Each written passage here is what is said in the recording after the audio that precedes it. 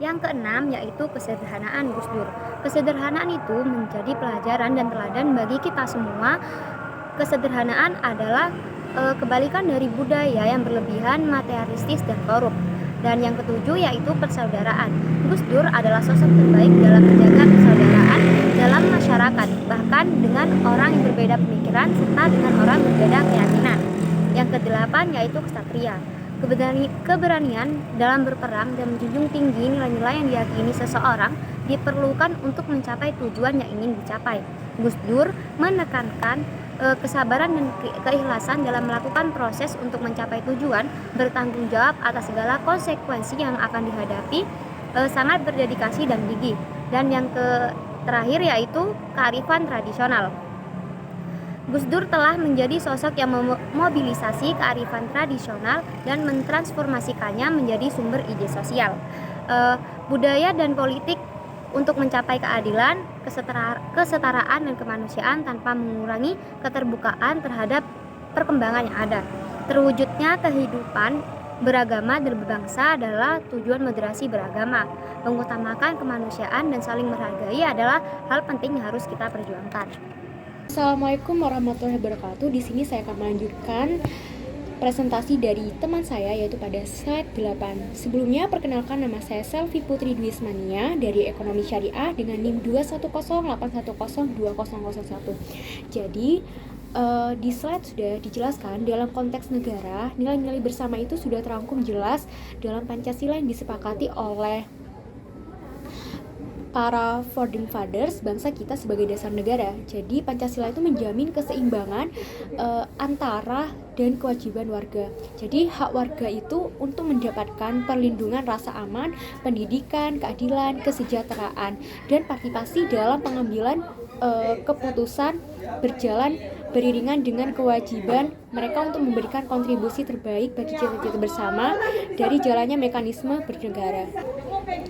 Nah, jadi menurut pendapat saya itu adalah Gus Dur itu dan pluralisme itu memang dua kata yang tidak bisa dihubungkan karena atas jasa-jasanya dalam mengedepankan kebersamaan, kesejahteraan masyarakat walaupun berbeda ras, berbeda keyakinan, berbeda agama.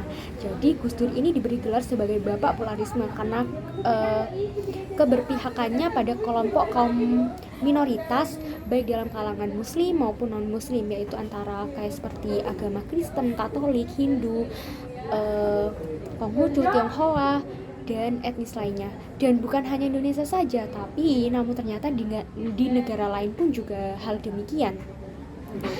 Jadi karena menghadirkan pro dan kontra tersendiri pada saat itu tentang dengan menerapkan diperbolehkannya hari raya Imlek itu seiring dengan kontroversi hingga akhirnya Gus Dur itu menggigihkan perjuangannya dan berusaha untuk menamakan panji-panji pluralisme dalam kehidupan bermasyarakat Indonesia. Nah, di dalam kehidupan bernegara Indonesia ini yang majemuk, maka perlindungan dari setiap warga negara itu harus diutamakan. Karena apa? Dalam menghadapi pergesekan-pergesekan yang terjadinya perbedaan, entah itu ras, suku, agama, dan merupakan pemaknaan ajaran Islam yang sebagai agama rahmatillah lil alamin, seperti itu. Jadi ini ada kaitannya dengan moderasi beragama.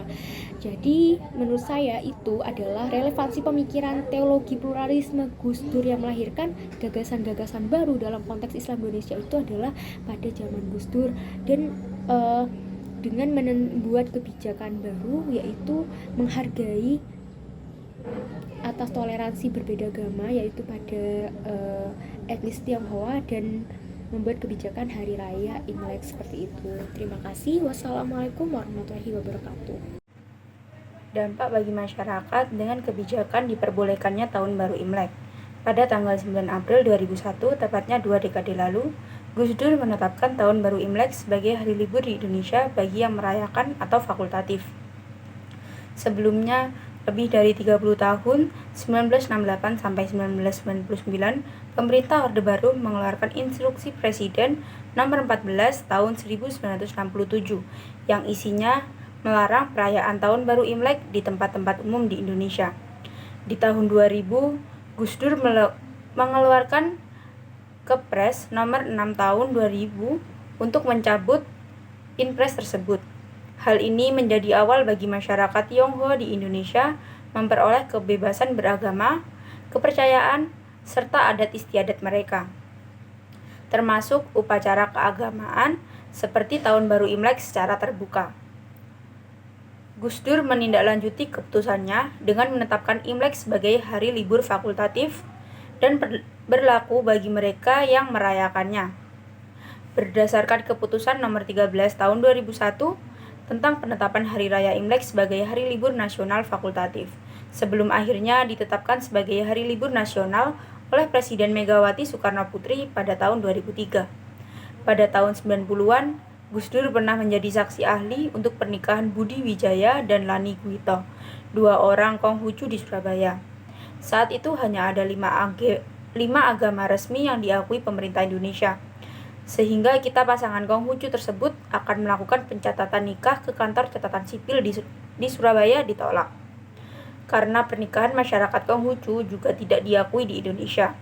Inpres nomor 14 tahun 1967 memang telah menyebabkan diskriminasi. Setelah melakukan pencabutan Inpres tersebut dengan mengeluarkan Kepres nomor 6 tahun 2000, kemudian secara bertahap mensosialisasikan penerimaan terhadap tradisi masyarakat Tionghoa, bahkan Gus Dur secara langsung ikut merayakan Imlek tahun 2000. Dan pada tahun 2000 merupakan pertama kalinya Imlek dirayakan. Berkat kebijakan Gus Dur tersebut, pada 10 Maret 2004 bertepatan dengan Hari Cap Gomeh di Klenteng, Taikeshi, masyarakat Tionghoa di Semarang memberikan julukan sebagai Bapak Tionghoa pada Gus Dur. Maka nama saya Fana Teresa Maharani dengan NIM 10810102058. Saya akan melanjutkan presentasi dari teman saya. Dampak bagi masyarakat dengan kebijakan diperbolehkannya Tahun Baru Imlek.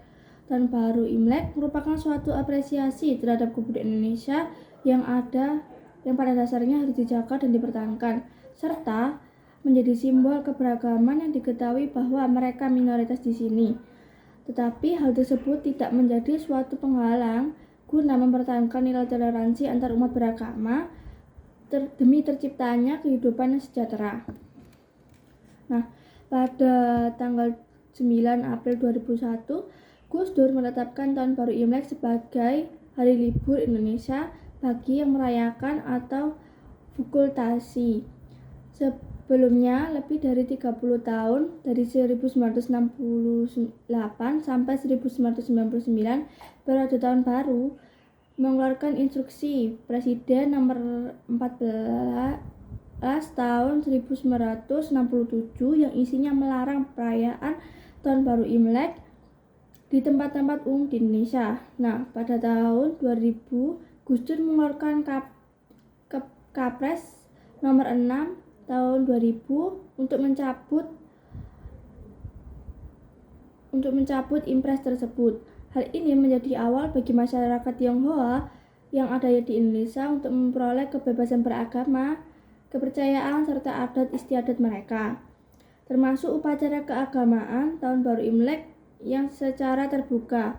Gus Dur menindaklanjuti keputusannya dengan menetapkan Imlek sebagai hari libur fakultatif dan berlaku bagi mereka yang merayakannya. Berdasarkan keputusan nomor 13 tahun 2001 tentang perayaan Hari Imlek sebagai hari libur nasional fakultatif,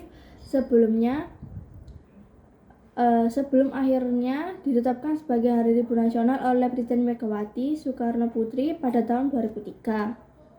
Nah, pada tahun 90-an, Gus Dur pernah menjadi saksi ahli bagi pernikahan Budi Wijaya dan Lani Guito, 2 orang Konghucu di Surabaya. Saat itu hanya ada 5 agama resmi yang diakui pemerintahan Indonesia, sehingga ketika pasangan Konghucu tersebut melakukan pencatatan pernikahan di kantor catatan sipil di Surabaya, itu ditolak karena pernikahan masyarakat Konghucu tidak diakui Indonesia.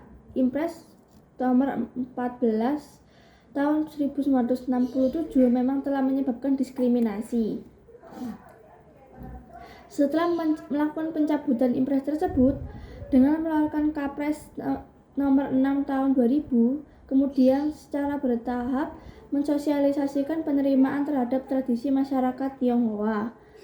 Bahkan Gus Dur secara langsung ikut merayakan Imlek pada tahun 2000 dan pada tahun 2000 merupakan pertama kali perayaan Imlek.